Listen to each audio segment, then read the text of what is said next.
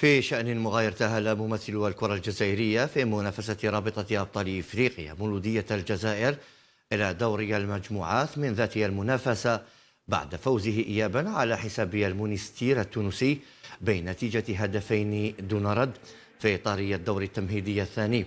وانتظر العاصميون إلى غاية الدقيقة 70 من زمني الشوط الثاني ليفتتحوا مجال التهديف عن طريق زكريا النعيجي من مخالفة مباشرة، قبل أن يضاعف العميد النتيجة بعد هدف سجل بنيران صديقة في شباك المونستير في الدقيقة 81 لينتهي اللقاء بفوز وتأهل المولودية إلى دور المجموعات.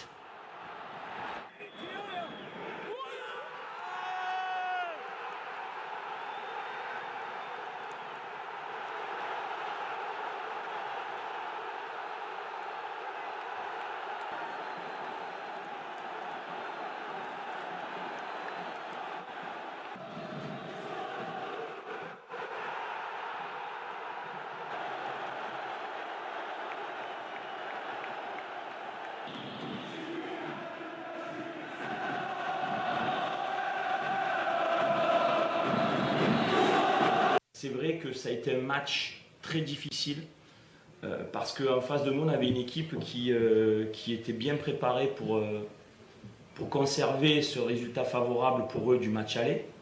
Et je trouve qu'ils ont quasiment même mieux joué à l'extérieur que chez eux. Ils nous ont posé des problèmes dans la conquête. C'est une équipe qui n'a pas peur de couper l'équipe en deux, d'envoyer des longs ballons et de jouer le deuxième ballon.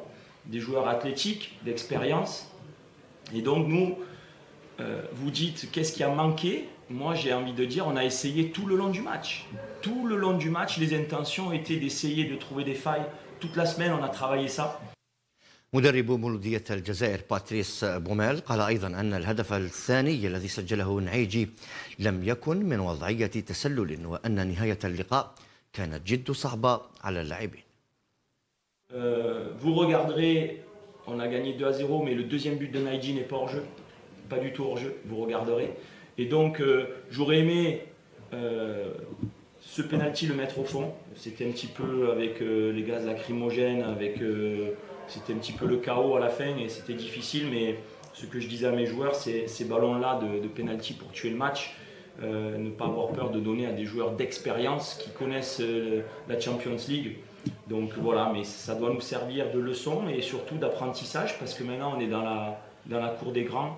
Il fallait passer ces 2 tours préliminaires qui n'étaient pas du tout évidents dans une équipe pas en reconstruction, mais continuer de construire une équipe avec beaucoup d'arrivées. Il y en a eu 9 jusqu'à un mercato tardif, jusqu'à la dernière journée. Donc il y a eu des va-et-vient. On a eu des blessés de dernière minute.